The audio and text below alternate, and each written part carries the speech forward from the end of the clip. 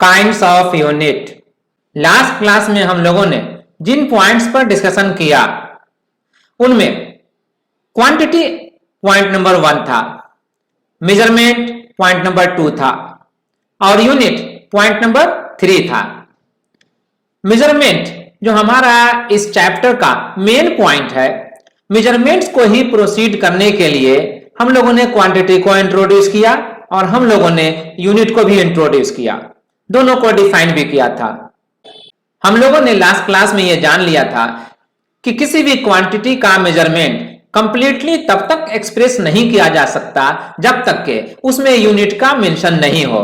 जी, measurement के साथ साथ किसी क्वांटिटी के मेजरमेंट को कंप्लीटली एक्सप्रेस करने के लिए हमें यूनिट को मेंशन करना होगा। अब यूनिट को मेंशन करना होगा तो यूनिट हम किस तरह मेंशन करेंगे ये लास्ट क्लास में हम लोगों ने समझ लिया था। आज के क्लास में हम लोग जिस पर प्रोसीड करेंगे वो है काइंड्स ऑफ यूनिट। जितने भी क्वांटिटीज हमारे सामने हैं हम उन्हें कैटेगराइज करते हैं दो कैटेगरी में। पहला फंडामेंटल और बेसिक क्वांटिटी और दूसरा डिराइव्ड क्वांटिटी।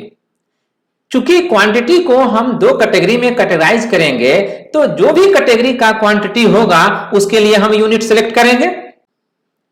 तो इस बेसिस पे हम यूनिट को भी कितने ग्रुप में कैटेगराइज कर सकते हैं? Of course 2। तो काइंड्स ऑफ यूनिट में हम ये याद रखेंगे कि there are 2 kinds of unit. Number 1 fundamental और basic units. Number 2 derived units. अब जिस तरह से हम लोगों ने फंडामेंटल क्वांटिटी को डिफाइन किया था और डिराइव्ड क्वांटिटी को डिफाइन किया था, ठीक उसी तरह से हम फंडामेंटल यूनिट को भी डिफाइन कर सकते हैं, डिराइव्ड यूनिट को भी डिफाइन कर सकते हैं। Recall the definition. फंडामेंटल और बेसिक क्वांटिटी वो है जिसमें सिंगल क्वांटिटी इन्वॉल्व हो, ओनली वन क्वांटिटी। तो इसलिए जब सिंगल क्वांटिटी होगा तो सिंगल क्वांटिटी को मेजर करने के लिए जो यूनिट लिया जाएगा वो भी सिंगल होगा। यही वजह है कि फंडामेंटल या बेसिक यूनिट को जिस तरह डिफाइन किया जा सकता है वो डिफिनेशन आप यहां देख रहे हैं। It is single in itself. जी, it is single in itself.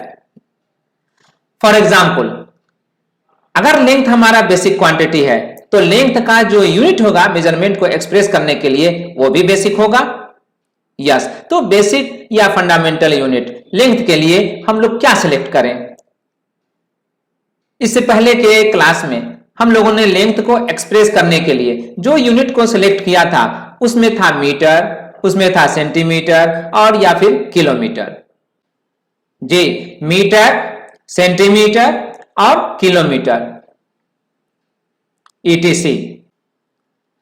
ठीक इसी तरह से अब डिराइव्ड यूनिट को भी हम डिफाइन कर सकते हैं।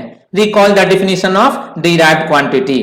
डिराइव्ड क्वांटिटी उस क्वांटिटी को कहा जाता है जो दो या दो से ज्यादा बेसिक क्वांटिटी का कॉम्बिनेशन हो। इसलिए डिराइव्ड यूनिट का जो डेफिनेशन हो सकता है वो डेफिनेशन आप यहां देख सकते हैं। इट कंसिस्ट ऑफ 2 और more than 2 units of basic quantities. जी, दो या दो से ज्यादा बेसिक क्वांटिटी का यूनिट का कॉम्बिनेशन होगा। फॉर एग्जाम्पल, लास्ट क्लास में हम लोगों ने एरिया और स्पीड को डिराइव्ड क्वांटिटी डिफाइन किया था। इसलिए एरिया और स्पीड का जो भी यूनिट हो सकता है वो भी डिराइव्ड यूनिट होगा। एग्जैक्टली। तो एरिया और स्पीड का क्या यूनिट हो सकता है? एरिया को आप एक्सप्रेस कर सकते हैं मीटर स्क्वायर में, एरिया को आप एक्सप्रेस कर सकते हैं सेंटीमीटर स्क्वायर में और एरिया को आप एक्सप्रेस कर सकते हैं किलोमीटर स्क्वायर में भी। ये सब एरिया के यूनिट्स होंगे। और ठीक उसी तरह से स्पीड का जो यूनिट हो सकता है वो मीटर पर सेकेंड, किलोमीटर पर आवर या फिर सेंटीमीटर पर सेकेंड, ये सारे यूनिट हो सकते हैं स्पीड के। इसलिए कम से कम इन दोनों क्वांटिटीज के यूनिट्स को हम डिराइव्ड यूनिट्स के तौर पे एक्सप्रेस कर सकते हैं। यस, मीटर स्क्वायर जिसे आप इस तरह भी डिनोट कर सकते हैं, सेंटीमीटर स्क्वायर जिसे इस तरह भी डिनोट किया जा सकता है, और किलोमीटर स्क्वायर जिसे इस तरह डिनोट किया जा सकता है। ये तीनों एरिया जो डिराइव्ड क्वांटिटी है उसका डिराइव्ड यूनिट को इंडिकेट कर रहा है, इसीलिए यहां पर आप देख रहे हैं फॉर एरिया।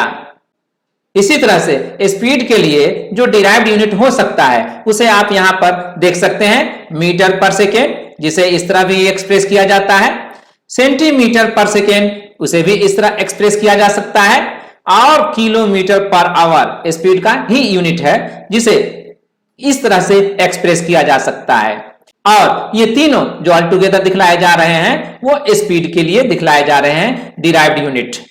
ओके, ठीक इसी तरह से आप जो फंडामेंटल और बेसिक यूनिट्स में देख रहे हैं मीटर, सेंटीमीटर या किलोमीटर, ये तीनों लेंथ के लिए हैं, आप यहां पर मेंशन कर सकते हैं।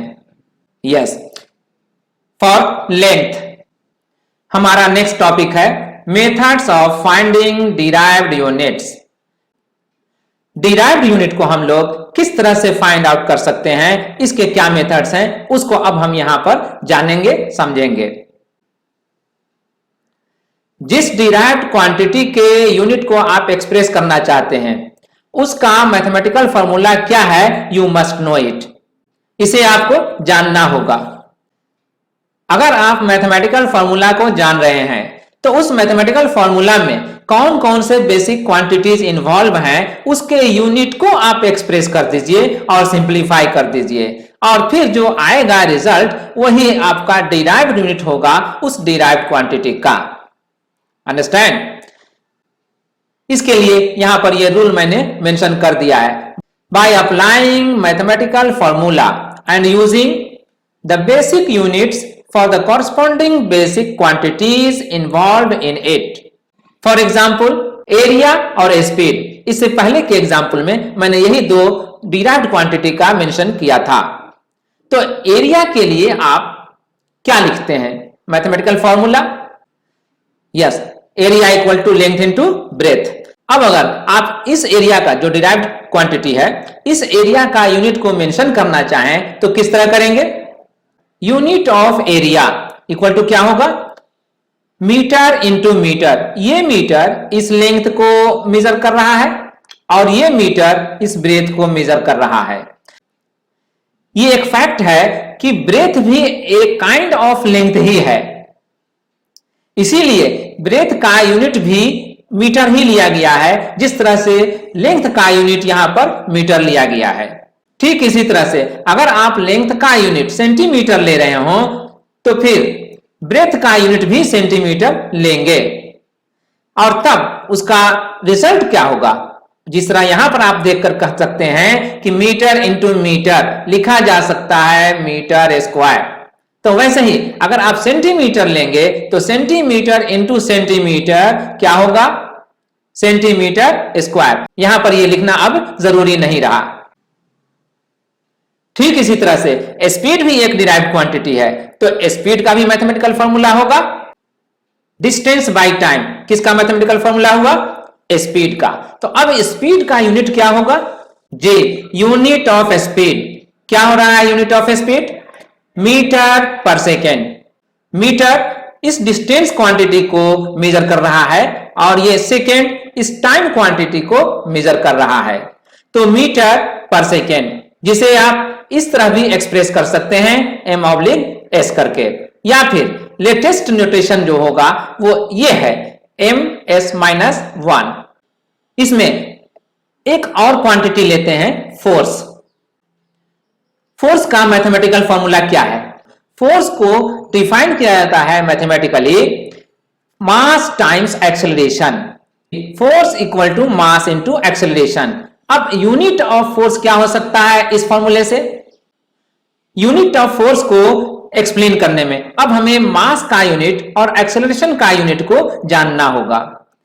मास भी एक बेसिक क्वांटिटी है, अभी आप नहीं जान रहे हैं कि मास का यूनिट क्या होता है, लेकिन आने वाले टॉपिक्स में जो अभी इसके बाद हम एक्सप्लेन करेंगे उसमें आप जान पाएंगे कि मास का जो यूनिट होता है वो किलोग्राम होता है। तो इस मास के लिए अब हम यहां किलोग्राम लिख सकते हैं। एक्सेलरेशन के लिए जो यूनिट हम यहां पर मेंशन करने जा रहे हैं वो मीटर पर स्क्वायर सेकेंड। तो अब फोर्स का यूनिट क्या हो सकता है, किलोग्राम मीटर पर सेकेंड स्क्वायर। ठीक इसी तरह से एक और क्वांटिटी लेते हैं, इलेक्ट्रिक करंट। इलेक्ट्रिक करंट को हम लोग जो डिफाइन करते हैं वो मैथमेटिकली किस तरह डिफाइन करते हैं? Charge flow per unit time through any cross sectional area. J electric current equal to charge by time, है ना, charge flow per unit time, यही हो गया। अब इलेक्ट्रिक करंट का यूनिट क्या हो सकता है उसे हम जान सकते हैं अगर हम ये जानते हो कि चार्ज का यूनिट क्या होता है और टाइम का यूनिट क्या होता है। टाइम का यूनिट तो अभी इससे पहले आप जान गए, टाइम को हम सेकेंड में, मिनट में, आवर में मेजर करते हैं। अब सवाल है चार्ज का। चार्ज को हम किस तरह से मेजर करते हैं? तो चार्ज को मेजर करने के लिए हमारे पास एक यूनिट है, कूलम, मेंशन इट। तो इसको अगर हम कूलम से दिखलाएं तो कूलम के लिए हम लोग C यूज करेंगे। टाइम को हम लोग अभी देख चुके हैं कि सेकंड में भी, मिनट में भी और आवर में भी एक्सप्रेस करते हैं, लेकिन हम यहां पर सेकंड में मेंशन करने जा रहे हैं। तो ये अब हो गया सेकंड, S फॉर सेकंड। अब इसलिए इलेक्ट्रिक करंट का जो यूनिट हो सकता है अब क्या होगा? Coulomb per second. Unit of electric current क्या होगा? Equal to coulomb per second. Next point जो हमारे सामने आ रहा है वो है सिस्टम्स ऑफ यूनिट। यहां पर मैंने कुछ मेंशन किया है जिस सिस्टम को हमें कंसीडर करना होगा। उसमें पहला है SI। SI वो सिस्टम है जिसे हम सिस्टम इंटरनेशनल डे यूनिट्स कहते हैं। ये सिस्टम हमारा लेटेस्ट सिस्टम है। CGS ये सेकेंड सिस्टम है। CGS को अगर हम कंप्लीटली एक्सप्रेस करना चाहते हो तो इस तरह कर सकते हैं। C फॉर सेंटीमीटर जिसे हम CM से भी डिनोट करते हैं, G फॉर ग्राम जिसे हम G से भी डिनोट करते हैं, और S फॉर सेकेंड जिसे हम S से भी डिनोट करते हैं। CGS यही हुआ, सेंटीमीटर ग्राम सेकेंड। अंडरस्टैंड? अब आइए थर्ड सिस्टम FPS में। FPS को हम लोग किस तरह एक्सप्लेन करेंगे? F फॉर फुट और फीट जो लेंथ को मेजर करने में काम आता है। जैसे यहां पर C फॉर सेंटीमीटर था, जो सेंटीमीटर भी लेंथ को मेजर करने में काम आता है, तो वैसे ही F फुट या फीट वो भी लेंथ को मेजर करने में काम आता है। यह है P फॉर पाउंड। पाउंड जो है वो मास को मेजर करने में काम आता है, मास को मेजर करने में यूज किया जाता है। ठीक वैसे ही जैसे आप ग्राम को यूज करते थे मास को मेजर करने के लिए। और S फॉर सेकेंड जो आपने यहां पे देख लिया, सेकेंड टाइम को मेजर करने के लिए यूज किया जाता है। नाउ FPS के बाद हम आते हैं MKS। M for metre, metre length को मेजर करने में काम आता है, तो मीटर यहां पर आप देख रहे हैं। K for kilogram, kilogram mass को मेजर करने में काम लिया जाता है। और S for second, second time को मेजर करने में यूज किया जाता है।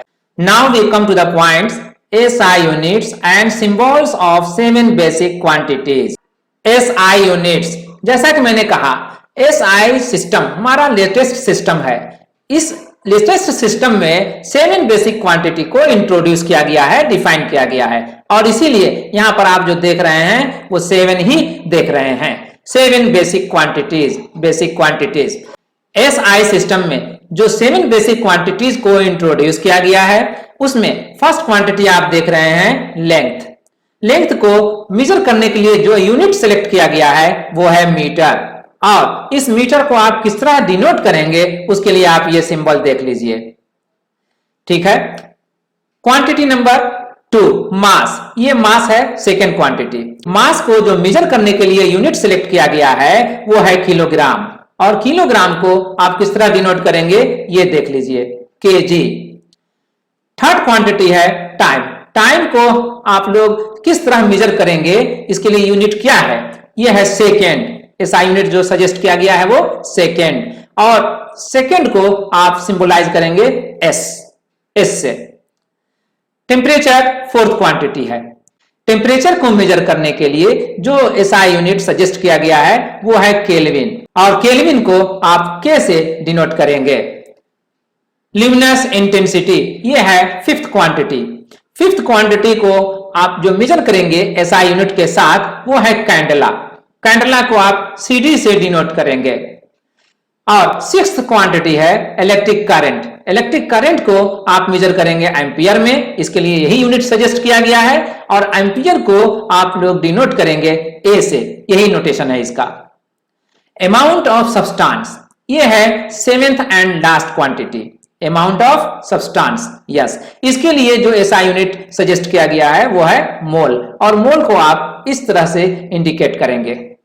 ओके, तो ये 7 बेसिक क्वांटिटीज थे एसआई सिस्टम में, जिसे हम लोग थ्रोली फिजिक्स में यूज करेंगे, अप्लाई करेंगे, जहां कहीं भी हमें क्वांटिटीज को मेंशन करना होगा उसके लिए। यहां पर 7 बेसिक क्वांटिटीज के अलावा मैं 2 और क्वांटिटीज को इंट्रोड्यूस करने जा रहा हूं under remarks. There are 2 supplementary basic quantities, जी 2 सप्लीमेंट्री बेसिक क्वांटिटीज।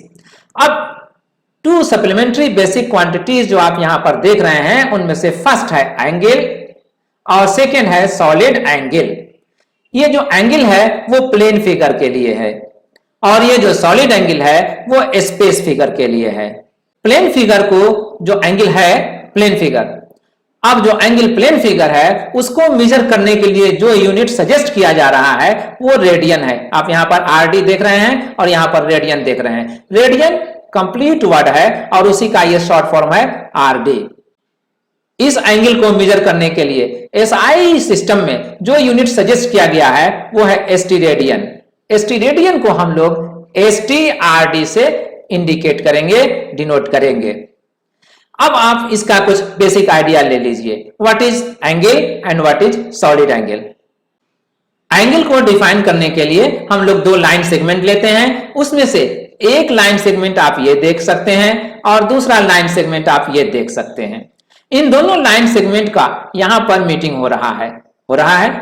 तो ये जो पोर्शन बन रहा है यही एंगल है, प्लेन एंगल के नाम से ये जाना जाता है। इन शॉर्ट इसे हम एंगल कहते हैं। ओके, ये प्लेन फिगर है। अब इस एंगल को हम लोग मेजर किस तरह करते हैं ये तो आपने देख लिया यहां, रेडियन। अब आइए सॉलिड एंगल को समझने के लिए, मान लीजिए आपके पास कोई शीट ऑफ पेपर है, तो वो शीट ऑफ पेपर ही प्लेन है। उस प्लेन में एक सर्कुलर फिगर को इमेजिन कीजिए। इस सर्कुलर फिगर के हर एक पॉइंट्स को, उस प्लेन के बाहर एक पॉइंट को सिलेक्ट कर लीजिए। जैसे यहां पर आपने सिलेक्ट कर लिया, सपोज यहां पर आपने सिलेक्ट कर लिया, तो अब इस पॉइंट से इस सर्कुलर फिगर के हर पॉइंट को आप मिला सकते हैं, मैच करा सकते हैं। तो पहला आप लाइन देख रहे होंगे, यहां से ये लाइन यहां मैच कर रहा है, मीट कर रहा है। तो उसी तरह से सेकेंड लाइन आप लेंगे जो यहां से चल करके यहां पर आप देखते हैं मीट करता हुआ, और इसी तरह से थर्ड लाइन आप यहां से यहां मीट करता हुआ देख सकते हैं, फोर्थ लाइन यहां से यहां पर मीट करता हुआ देख सकते हैं। A number of line can be joined from this point to each point of this circular figure. Understand? ठीक है, तो अब अगर ऐसा करते हैं तो इस पॉइंट पर एक शेप बन जाता है। ये जो आप देख रहे हैं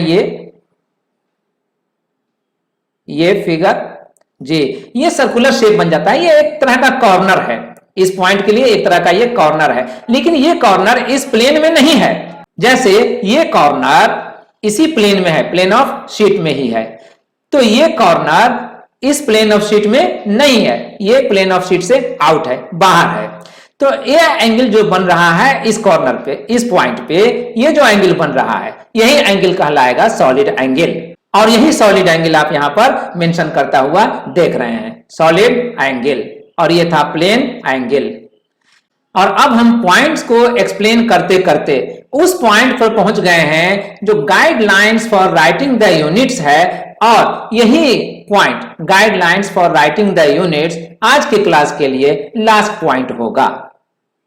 ओके, यहां पर 1, 2 और 3 पॉइंट्स आप देख रहे हैं, यहां पर हमें गाइडलाइंस के तौर पे दिए जा रहे हैं, गाइडलाइंस के अंडर प्रोवाइड किए जा रहे हैं। किसी भी क्वांटिटी के यूनिट को अगर हम एक्सप्रेस करना चाह रहे हो तो हम उसे किस तरह एक्सप्रेस करेंगे, उसी के लिए ये हमें गाइड कर रहा है। इसमें फर्स्ट पॉइंट है कि हम यूनिट को जब भी एक्सप्रेस करेंगे बाय यूजिंग स्मॉल लेटर्स करेंगे जी, small letters. If the unit is not named after a scientist, हाँ इसमें हम ये याद रखेंगे कि वो यूनिट किसी भी साइंटिस्ट के नेम पर नहीं है।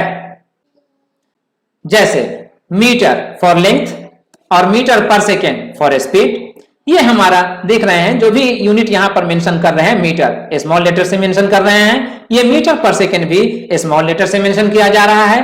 यस, अब आप ये भी देख सकते हैं कि इसमें से कोई भी साइंटिस्ट का नाम नहीं है।